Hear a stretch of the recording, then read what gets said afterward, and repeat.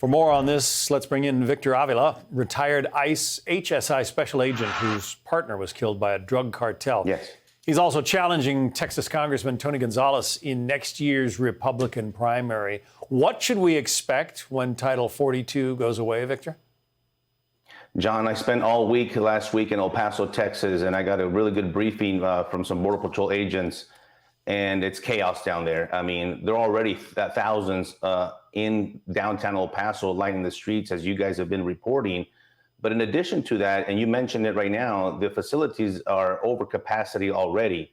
And what Border Patrol tells me is they're going to be categorizing people in different phases and pathways, but not ending catch and release. That's still going to be in effect. And most individuals will be allowed in the country. The difference here is there'll be a different kind of processing, NTAs, notice to appears on an own recognizance.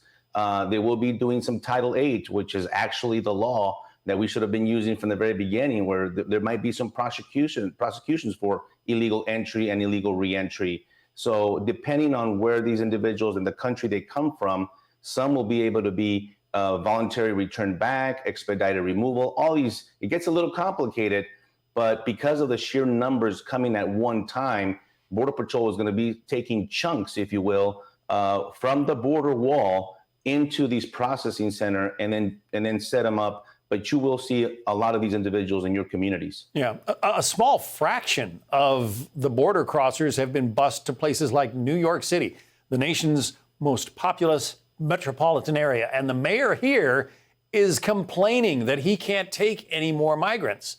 I mean, how is a small border community supposed to deal with this influx?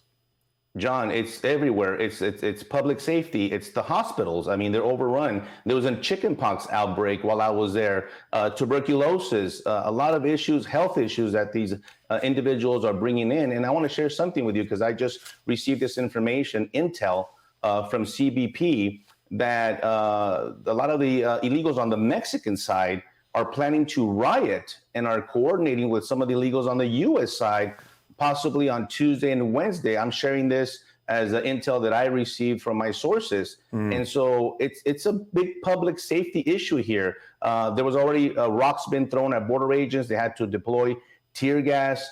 It's not a peaceful thing, and they're getting desperate. There was over 100 of them that rushed the border just yesterday. I'm going to be back on Wednesday and see exactly what turns out, because the Border Security Expo is actually being held in El Paso.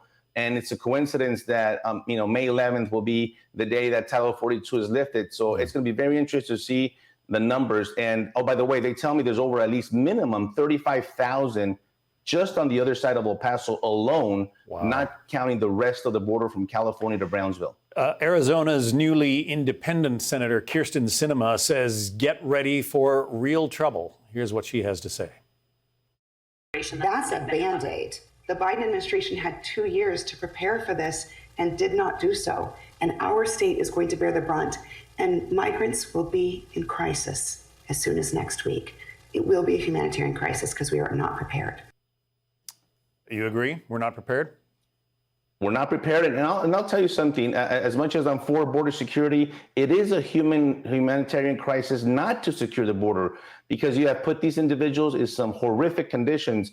And my condolences go out to the families of the victims in Brownsville this morning, along with the ones in the shooting in Allen, Texas as well, because we're seeing a lot of this chaos and loss of life, drownings, rapes, just a lot of issues that the migrants themselves go through. So if you secure the border, you will save lives and actually protect the migrants themselves, along obviously with the U.S. citizens. And that's, I think, the problem that the left sometimes has a hard time understanding, that both of us would benefit.